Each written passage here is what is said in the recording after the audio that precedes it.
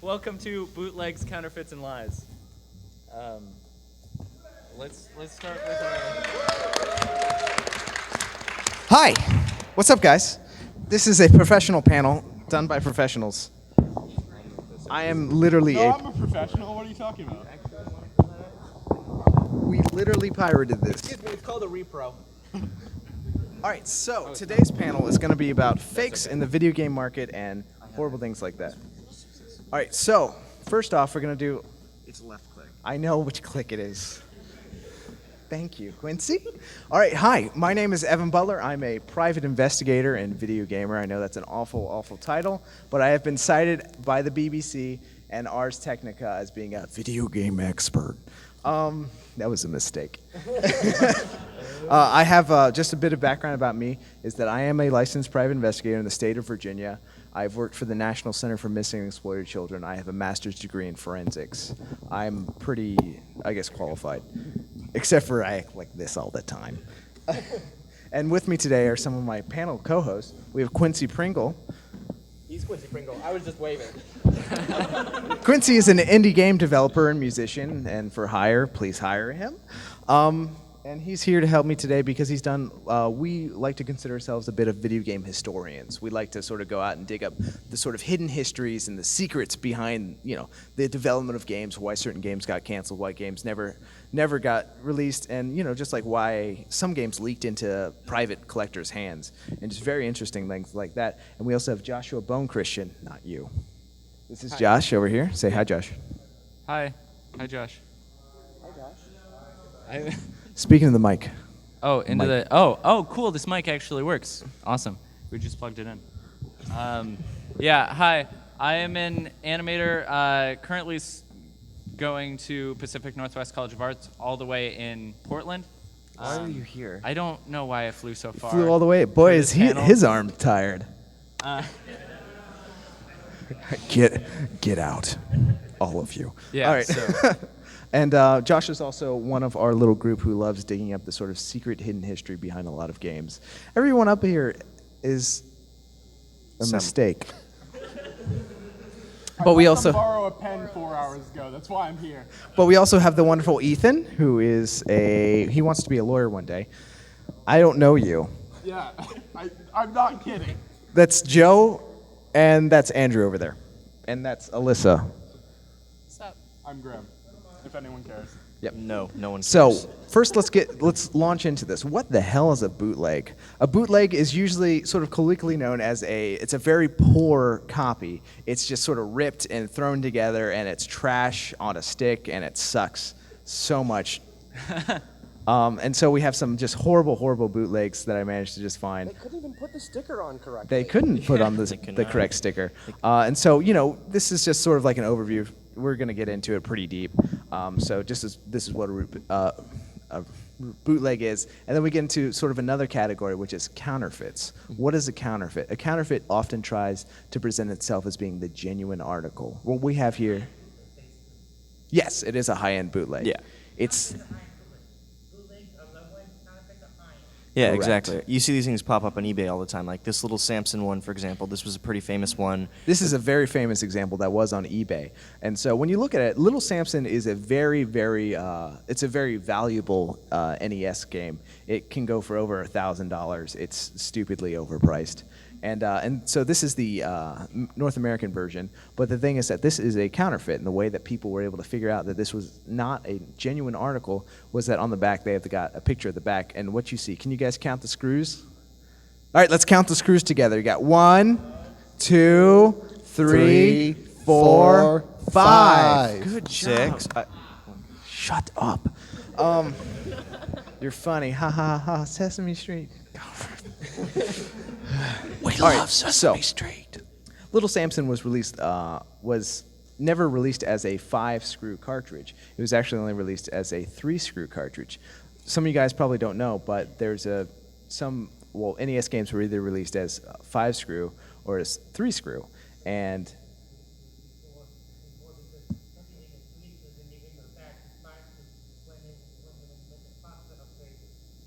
yes.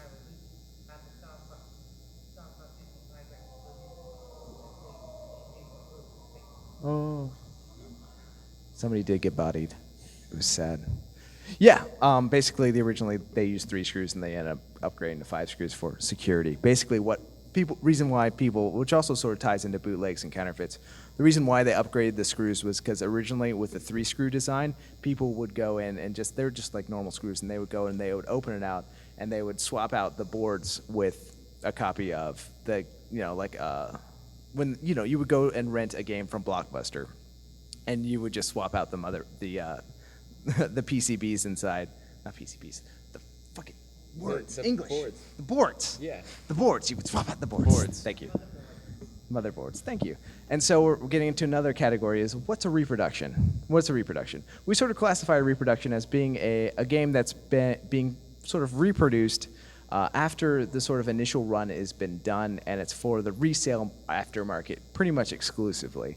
And really, really big examples, of course, are Earthbound, Earthbound Zero. Everybody knows that. If you're in this panel and you don't know what Earthbound Zero is, Google it. Also, you don't know? You don't know? Yeah. Oh, yeah. Yeah, it's on Wii U as Virtual Earthbound Console as Beginnings. Earthbound Beginnings now, officially as of July? I think so. I July, was June very last excited. year. Numbers, It's a good day. dates. So, and a lot of reproductions are often home brews or ROM hacks or just other tinker-tanker things. So when you have an article and you're wondering whether or not it's the real deal or not, what's the first thing that you're going to look at? It's going to be the plastic freaking shrink wrap on that thing. And you want to see if it's nice and it's crisp. And you also want to do some research because all the different types of games that were sealed, they use different types of sealing. So, NESs, the Super Nintendos, they all were sealed differently. And so one of the first things you want to look at if you want to see if you have the real deal is you look at the plastic. Some games weren't sealed in plastic. What's a good example of that, Ethan? Earthbound. Yeah, Earthbound. It came in a gigantic box. Earthbound. Yeah. So that's one of the biggest ones. Is a lot of times people are selling Earthbound sealed, and so they have the big box Earthbound, which came in Paper? what? Like the card, yeah, the Like the cardboard big paper. cardboard Yeah. box. No, I thought you said something. No, that's You didn't say anything? He giggled a little Why are you bit. but- giggling? I'm trying to do a panel. then do the panel. Get your shit together. Kids. So, Earthbound never came sealed. Thank you, Quincy. So, how do you know if you have a reseal? Usually it's pretty easy to spot, like these horribly, horribly resealed, in my basement, copies of, just some sort of vaguely popular PS3 games. You can see that the seals they're not really level, they're warped in some areas, they're very saggy, they don't cling exactly to the box, to the packaging. What?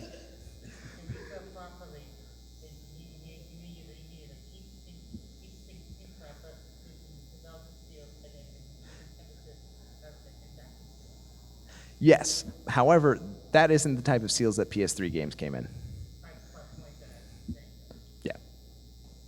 But the problem is that nowadays people are getting really good at resealing games, especially some of the rare ones. Like if you can get a copy of Evo and just get the box that's in really good condition, and you can just pretty much Frankenstein the entire thing together. People are pretty much perfecting the art of resealing. Are you just on Twitter? Washington Post. Why are you reading? It was interesting. It was interesting, and I'm not. Oh, you're very interesting. I'm very insecure right now. I put like 3 minutes of like really hard effort into You want this. me to make it better later? Yeah, you gonna make it up to me? Yeah. I like ice cream. I know. In the middle of February. I love ice cream. So, true We facts. also started making this PowerPoint 4 hours ago, just letting you know. I have no regrets. 2 years ago at MAGFest, it was 5 degrees, polar vortex. He wanted frozen yogurt. Who doesn't? I'm glad these people are learning so much about me. So, God, we suck. There's more. There's more. There's actually a lot more. All right, so I thought it would be a lot of fun today.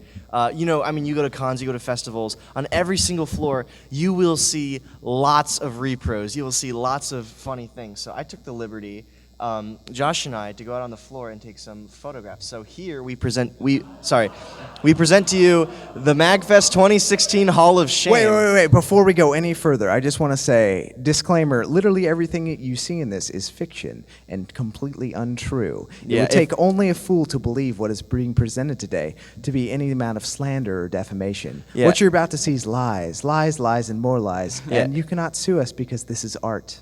This is an expression.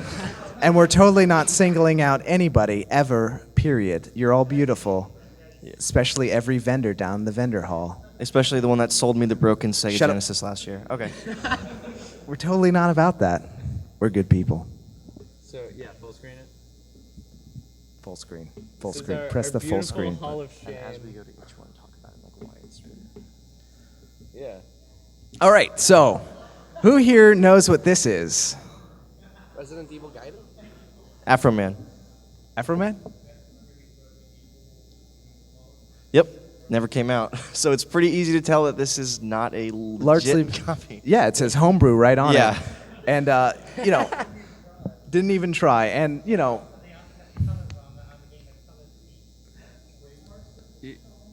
It might be. they're taking over, Yeah. guys. This is like They're some taking- Fine Bro stuff, reacting, just trademarking random words. I'm going to trademark the word MAGFest. Let's see if I can get away with that. No, I think they already got away with it. So. So- Oh This man, is- we're gonna talk This for one hours is about close this. to my heart. This is reproduction of Mother 3 for Game Boy Advance, which came out in Japan.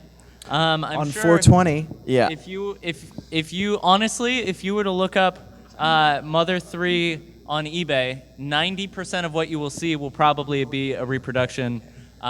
Most likely, we'll say right on the front, English translation on it. Yep, and this is an English translation one. And for all of you guys who are Mother fans, you will probably know that there was a fan translation released how many years ago? I think it was in 2006. 2008.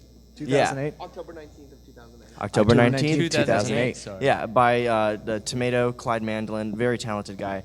So this is 100% not legit. It's profiting off of the work of other people, dedicated fans. So if you see stuff like this, do not buy it. That's just our opinion. Yeah, that's our interpretation. It's our opinion. All of these images are rendered by CGI. They're not photographs. So what you see here is, I may have not opened up a case, and there inside is a wonderful copy of Kuru, and or however you pronounce it. All the other ones on that table were also the Atomic Blue cartridge. Yeah. So, and obviously, the thing about this is that this game was released in English in Europe. It's part of a series. It's the only English one that was released in Europe, and you can buy it in English, which is really amazing. And so I assume that this is literally the exact same game because it's already in English. It's just been dumped onto a flash cart. So, and you see this a lot. And of course, this. Yeah. That's. I'm pretty sure this was an actual, game that came out. This is actually a licensed game only in Taiwan. There are a lot of really interesting stories, like going into secondhand game stores. I definitely had an experience walking into a store. I live in Oregon, so it was a local store, and they had a copy of Harry's Legend for NES, which was it's actually not. It's Harry Potter. Which obviously was not made in time for the What are NES. you talking about? Philosopher's Stone was published in 1985. I mean, everyone knows that. Also on the label was completely just straight ripped from the Deathly Hallows American release cover art. So it was not even trying, and they were selling it for like $80. All right, now, The rarest. super rare. All right, any of you guys ever played this game before? This is the a time. very fun, challenge, very easy family game. You can sit down with your kids and play it. Very linear. If you played this, I'm sorry. You say words and I just want to throw up. You do. Oh, we have more of those jelly beans. But alas, this game did only release in Japan, if I recall. Yeah. Unfortunately. So, and the thing is, we really don't want to. We don't want to demonize aftermarket sales. Aftermarket is no. basically because nobody's really making NES games anymore besides some like weirdo indie developers, and Nintendo really isn't licensing them anymore, and it's not happening. But people are out there and they're making these really cool homebrew games, and it's really fascinating. And people are, if you went to the aftermarket, there was a panel before this about aftermarket games by the wonderful Christian. Where's Christian? There he is. Over there, documentation. If you guys have any questions about homebrew, ROM hack type games, he is the resource. He is fantastic. You can also find him on Nintendo Age by the name of Ferris Bueller. Yeah. So, but like aftermarket stuff, there's a difference between licensed things and then profiting off ROM hacks and fan translations and stuff like that were not like the authors didn't give them the permission to do that. So it's really sad to see just like that kind of stuff being profited off of when it's like the creators had no input on it whatsoever. So And- that's the stuff we don't like. And I think we will see an example of that in the slideshow, right? No, well, we already saw Mother 3, and yeah, There is. Sonic.exe, the pinnacle of American literature. Someone made it into a ROM hack. So this one, Mother Anniversary Edition, was actually made by a friend of mine. It's basically a complete sprite rehaul of Mother 1. It is actually a pretty well done ROM hack, because some of the graphics in Mother 1 were kind of iffy, but this he's very good. But anyways, I saw this and it just about broke my heart, because these people, this is like, we have some no idea who's actually making these. would no ma- idea. would make a Lawsuit. pretty hefty chunk of change off this, and it's like I know the buddy, he didn't earn a cent from this. It's just sad to see. And recently, I've had a chance to go ahead and talk to some federal agents, and I was actually talking to the Federal Bureau of Securities and Exchange, the FEC. Is that it? Federal Exchange something? Yeah, Federal Exchange Commissions. And they're the ones that are actually handling this. And believe it or not, game reproductions have recently caught their eye. They've been used, I don't want to say for money laundering, but they've been used sort of, they're ill-gotten gain. And the feds are actually starting to look into this sort of thing, which really blew my mind, because I thought when I was talking to them about this that they never heard of it, but they actually were interested in it because people are running a racket using these sort of things. And it's gotten to the point where it's been free reign. That's why you see such a proliferation. You can go online, you can see tons and tons of bootlegs and reproductions just running rampant. And they're cheap to make.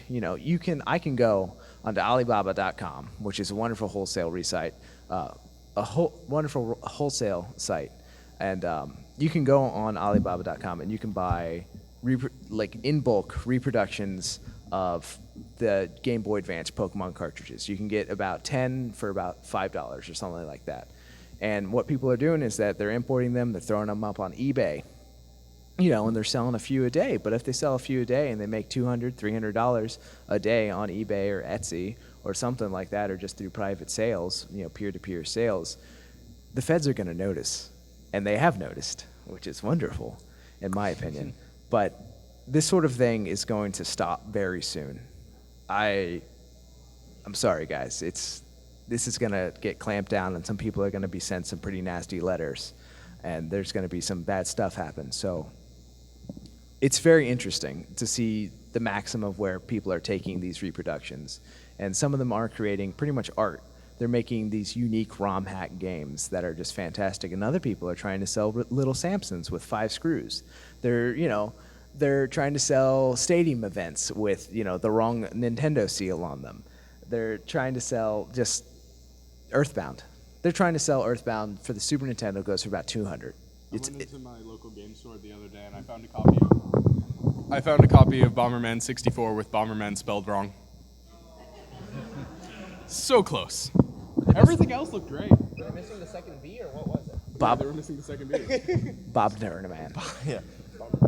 And so it's just legally, this is a strange area for everybody. And as you guys out there, as consumers, people who love video games, you might want to be careful when especially if you plan on buying a large amount of these things and are thinking about maybe reselling them, because if you're moving enough bulk, if you're making enough money, people or interested parties, maybe the authorities, will become, they'll ask some questions and it'll be hard to answer them.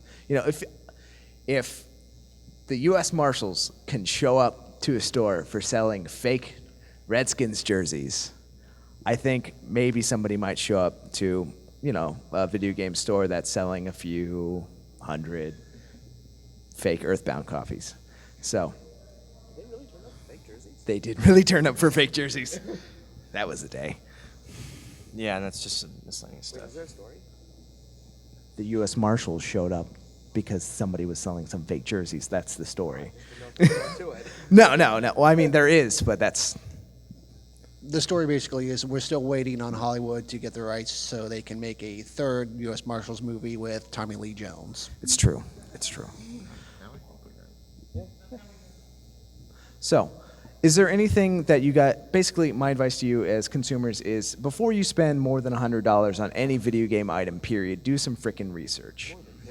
Yeah, be a smart consumer. A lot of the time with common sense, there'll be really, really obvious mistakes, and then you can see, oh, this is not legit. Like, buying a repro, that's repros, that's You usually know thing. what you're buying with Yeah, a repro. but the counterfeits is what you got to watch out for. If you're looking for a sealed game, make sure the seal is good.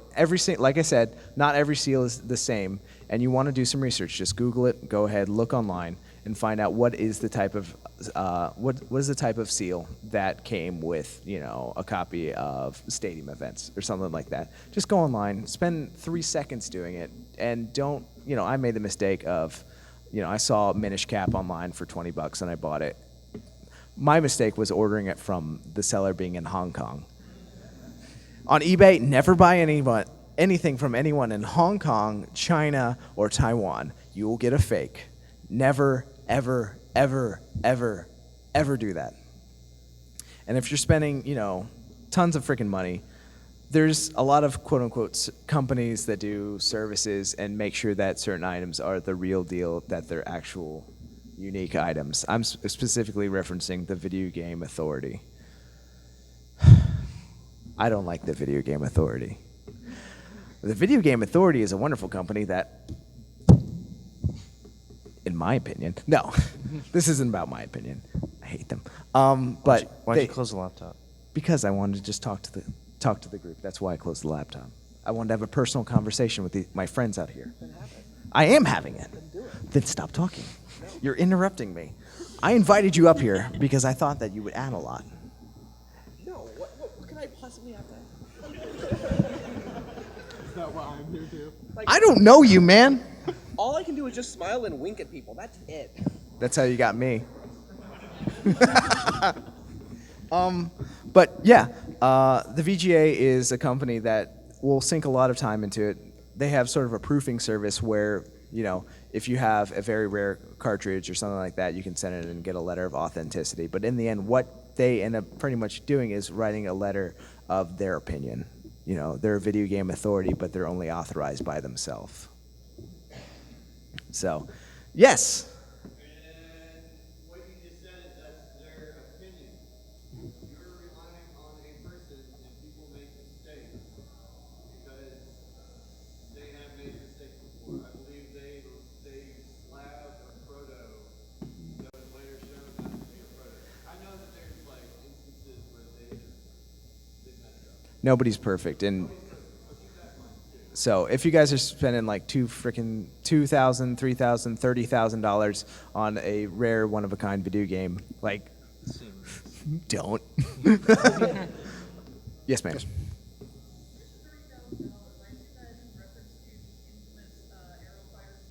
Correct.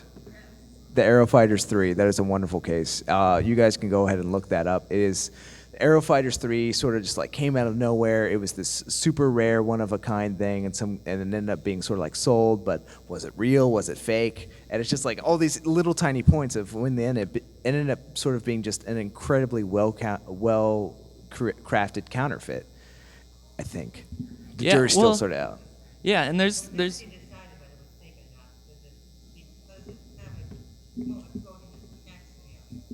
We'll never really know. Like my life. But yeah, there are a lot of especially with prototypes I found are really particularly easy to be sort of bamboozled into knowing they're fake. Me and Josh, we we were interested. We've always been interested in Earthbound, especially Earthbound Zero, now known as Earthbound Beginnings. And me and Josh went on this crazy witch hunt over this thing. Tell that story. Yeah. So basically, over the course of, I think it was like almost 2 years now. Yeah. It was like 2 years ago now. We were looking around to try and track down all of the owners that we could possibly figure out of the various different Earthbound prototypes that are floating around. And we found a guy And we found a guy through his fur affinity. There. We weren't on that. It was an accident. It was purely research purposes. Clearly. Well, there was a guy who had posted on Earthbound Central. There's a really actually nifty page. It's sort of outdated now. That Tomato, the guy who did the translation of Mother 3, posted, and they had posted in the comments section saying that they had claimed to have this prototype, which was the one that the actual ROM of Earthbound Zero was pulled off of for emulators. The famous TK69 cart. Yeah. And Neo Demi Force pulled that off. They're an amazing team. And So we hunt down this guy on his fur affinity account. We're sending him all these PMs filled with fox ladies. that is not at all the case. We weren't doing that. I was able to contact him through, oh goodness, I have forgotten now how I contacted him. I know it wasn't It was through, Twitter. It was Twitter. There are a lot of people I've contacted that way through Twitter, but I don't think it was Twitter. Anyways, the point is, we found this guy. I was able to set up an interview with him, and he was a great guy. He sent me pictures of the prototype, and he had sent me like a picture of it, like a video of it going into the NES and playing it, and it looked legit. Even Like, down if you to look up the TK69 cart, it has these sort of unique stickers on it. There's even this Sharpie line down the middle that just like randomly, like somebody just went. Psh, Yeah, that. because they would use like recycled cartridges to put their prototypes together, and so there was a red marker line down the middle of the prototype, and that even had been replicated. Like somebody really took the time to make that marker line look like it was in the right direction at the right angle and everything. Yeah, we ended up asking him to open it up, and we took a look at it, and it ended up just being like a mess. Yeah. In the shell. Well, funny enough, I ended up contacting, for my own purposes, educational purposes, contacted who I thought was the previous owner of the cartridge, because it had been missing for like 14 years. And it turned out he still had it. And was it just like, "Hey, in a guys." safe the whole time. Oh, I just So- hadn't brought it out, and so like somehow we managed to convince him to hold it over a boiling pot of water until the stickers fell off, and then open it.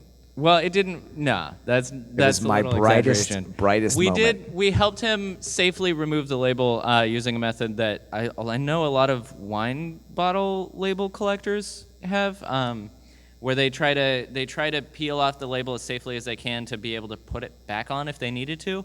But it just melts the adhesive enough that they can pull it up safely, and then it'll recool and everything. Yeah. Yeah. And so we can honestly talk. We spent months of our time sinking into Earthbound Zero, Earthbound Beginnings, the whole sort of where are the prototypes now and where did they come from, and it's something that we can talk about forever, which is insane, and it's just such a fascinating case. But yeah, the point is like people are willing to go. There's actually one prototype that I'm it is Nintendo Urban Legend prototype that is the Holy Grail Nintendo thing, which is the thing that's the PlayStation and the Nintendo. Yeah, the Nintendo PlayStation. Yeah, everybody saw that on Reddit. That was cool. That is the Holy Grail Nintendo prototype. Yeah, stuff like that exists. I've seen it. I've touched it. I keep some underneath my bed. You had a question. You with the Hawaiian shirt and the beautiful hair. I love your hair. Yes.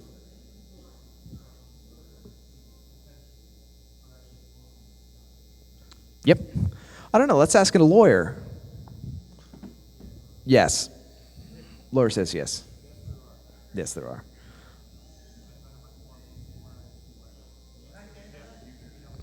Yeah. So, do you guys have any random questions? Want us to shut up? Yeah. Want me to tell an interesting story? I can actually point something out.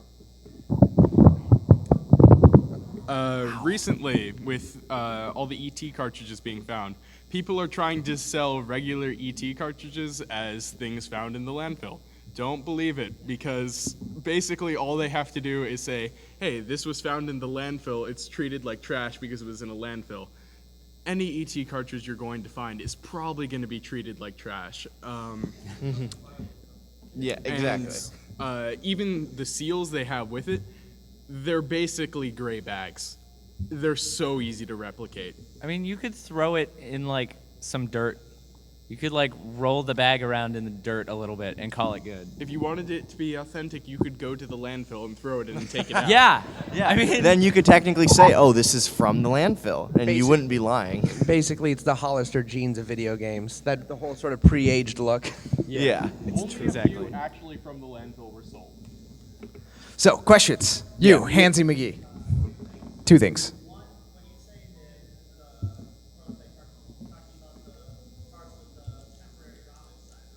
yes. Yeah, EP ROMs. Yeah, just sort of flashed on there.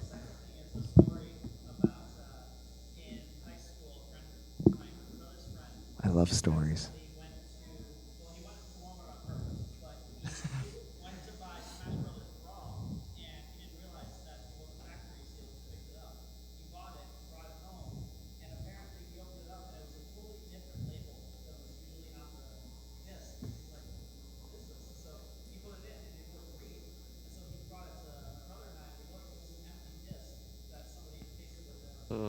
Oh, yeah. Welcome to Walmart. Stole the game, yeah. I mean, I've totally never stolen anything from Walmart and then replaced it. I sincerely hope you have I not. totally didn't scratch my CD of Halo, then buy a new copy, then put the scratched one in, and then return it to Oh, my Walmart and God. say it was scratched. Reminder, there's a lawyer in the audience. That would be fun ethical. And just sort of to prove just how easy it is to pull something over on the gaming community, me and I think, Oh my goodness. Okay, I know what's gonna happen. What is this? no, this is a different story. That isn't the, Is this Okay. Roxanne Myers? no, it isn't that time that I was on. This TV. isn't the girl who lost her feet to video This games. is not the girl who lost her feet to video games. If you Google that, you'll find a cracked article with my face on it. I love that article. But another one was me and my buddy. We were on Nintendo Age. Nintendo Age is a very popular game selling, reselling website. And so we decided to sort of pull an early April Fool's joke where we would bring up, hey, is someone calling you? No. Turn off your phone. So what we did was we made some very, very good just fake Game Boys. There's a very rare Game Boy variant called the Heart Game Boy. It's a pink Game Boy with a heart painted on it. We made one. We made it in my garage. It took like 20 minutes. And then we had people contacting us from all over the frickin' planet after we posted that early April Fools for like hundreds of dollars wanting to buy it from us. Yeah, it was literally just a Game Boy with a heart painted on it. So in the end, never buy anything. That's the moral of the story. Camera guy. When I worked at GameStop years ago, I had to explain to a woman that the 20 Game Boy Advance games she brought were all fake. Like, point out everything to her, she couldn't believe it. My question is, like, what is the most bootleg thing you've ever seen? Like, Oh my terrible goodness. flies? Me personally, there's this infamous, I forget the name of the game. I think it's something like Super 9/11. Like, it has on the front. I'm so sorry, by the way, but this is the answer. It's like it's a Chinese clone of like a Metal Slug game for the Game Boy Color, I believe, and like the cover art, it's like Osama bin Laden's face. You're gonna have to Google the actual name because I forget. But yes, that was the most obvious bootleg thing I've ever seen in my life. And this was like some Sweet Bro and Hella Jeff tier stuff where they like cranked up the saturation and like it was magical? Question mark. In some ways, it really was a 9/11. I have seen and this was in the same store on the same day as the Harry's Legend card. In fact, it was right sandwiched in between that and I think a English translation of Final Fantasy II for NES. It was a copy of Earthbound Zero. It was Earthbound Zero at the time, and it just said Earthbound on it in what was very obviously like straight out of Microsoft Word, red text. It looked like it had been printed on normal sticker paper and like stuck on the front, and it had it looked like it had a one of the clay models of Nintendo just like slapped on the front with a black background, and you could see like the little dead pixels on the edges. It was $80 is what they were charging for that. And someone paid $1,000 for it. You, guy. The nose. You. The glasses. Ouch. 2 eyes.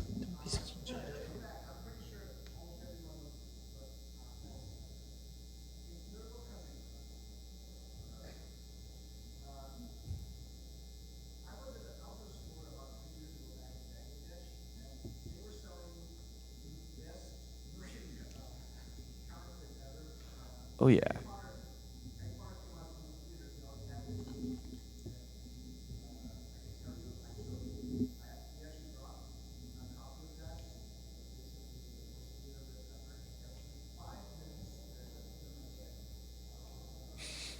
It says the end every 5 minutes.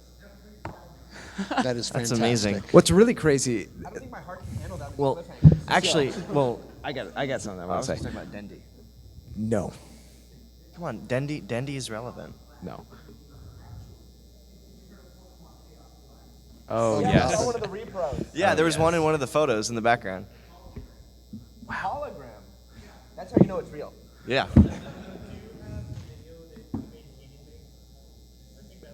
No, of- we're not showing that.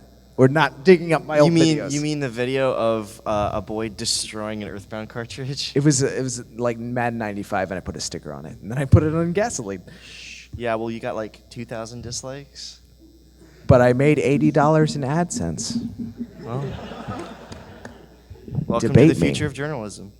Video game journalism, serious. One of the interesting things that me and Josh discovered while we were out there rooting about, looking into whether or not you can fake make a very high-end counterfeit game, was that a lot of basically after Nintendo stopped making NES cartridges, they had a lot of chips and boards and just like pieces and parts left over. And so what did they do with all these parts? They didn't go into some warehouse. Some of them did, but a lot of them were actually sold off to Taiwan. This is before Nintendo. This is before America and Japan sort of really opened up economic borders to China, and so as a result, it actually just went to Taiwan, which is an interesting caveat in history. But the fact is that all the necessary components to make a legitimate counterfeit out of real Nintendo parts, you could buy in Taiwan from wholesalers. You can buy EPROMs for like the exact same model of EPROM used on multiple of the Nintendo Earthbound- prototypes. Yeah, Like, not multiple just- of the prototypes for like, you can buy like a pack of 5 of them for pretty cheap.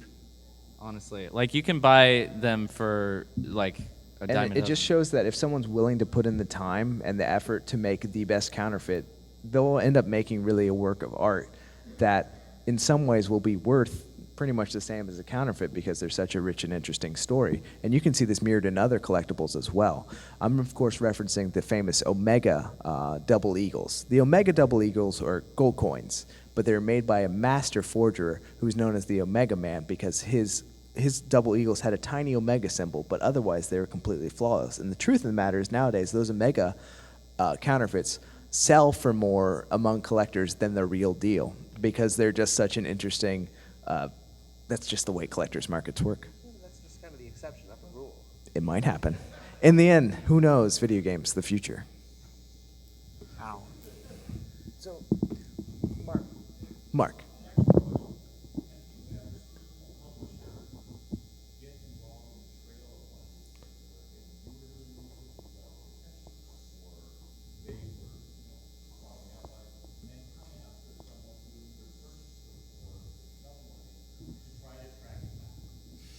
I have seen a little bit about that, but they never really go full hog into any sort of legal action against.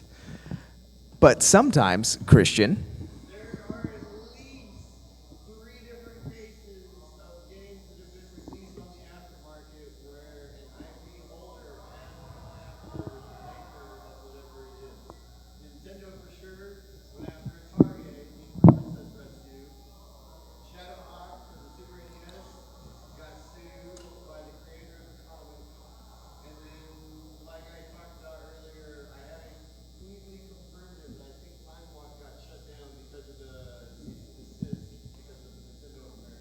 But like I. Yeah. Whether or not the makers get big enough to actually draw the attention of the IP holder to get them to come and crack down. Yeah. Wait, aren't you an? No.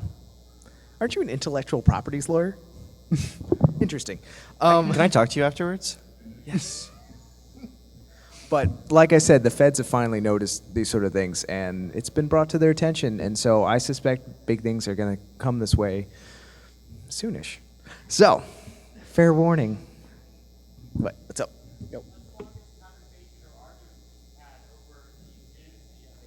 Oh, Years. It's called the internet. I think there's one. Oh shit. What? That's what you're talking. Oh. Oh. Wait, can we? Well, yeah. I don't want to talk about that. Okay. We're not. No. Never mind. Not talking about that one because that one's still disputed and it's very hot and contentious And one of the people might be here at MAGFest, so. I have no idea. Not today. Well, Shut up. the answer is yes. People argue about it for a long time. And Correct, there yes. are some that like once they're sold, like you have no clue because there's nothing to go on. A lot of things with a lot of prototypes in particular have a lot of inconsistencies between like Builds. like there's different like developers will use different chips, they'll use different boards, they'll like I mean you can kind of sort of find little like consistencies if you have multiple prototypes to go off of. But if you like say for example you had I'm just making up a game like No, we should actually talk about the time that we went and talked to the guy that translated Earthbound. oh yeah, this This is knowledge nobody knows because we never released it to the public in our little investigation, which we will get around to. Cough, we're making a Kickstarter for a movie. For example, and we can I don't know plug later. But I was talking at one point. It was actually a couple years ago in a coffee shop with Phil Sandhop, the localization English scriptwriter for Earthbound Zero, and I remember talking to him about some of the prototypes just because I had questions on how they made them and like stuff like that, so we knew what to go off of. And one little interesting thing that I'm not entirely sure about, but I know he said it and he seemed pretty confident about it, was that they use handwritten labels back then when they were making the prototypes to cover over the little spots on the EPROMs when they decided to Basically, do that. EPROMs have a little window on the top of them, and if you shine UV light into it, it completely erases the data. So when they're making these prototypes, they would use EPROMs and they cover it up with a sticker to prevent it from being erased or at least corrupted. So then that way they can send it off to like Nintendo game counselors to beta test, and then have them like once they fix typos and things like that, they can put another version on it. But yeah, so there are some things like there was word from at least like that section of Nintendo at that particular time used handwritten labels on their prototypes, and that is something that you can sort of use as a common thread if you have that word of mouth. But when there are things like chip inconsistencies from prototype to prototype, you can't use specific model numbers to be completely 100% sure. In the end, you never really know whether or not what you're getting is going to be the genuine item. You just have to go off basically somebody's opinion. Although there is one thing that I noticed that has been really solid for stuff like that, and this is of course still fakeable for all we know. There's ways of doing it, of course, is that there have been a lot of the batteries used on carts like have the year that they were made on it. So that way, if like a prototype had a battery that has 90 on it, then you'll know that it was made in 1990. So if you see a prototype that has like 2000. Yeah, like 2000 on there, obviously it wasn't going to be made in 1989.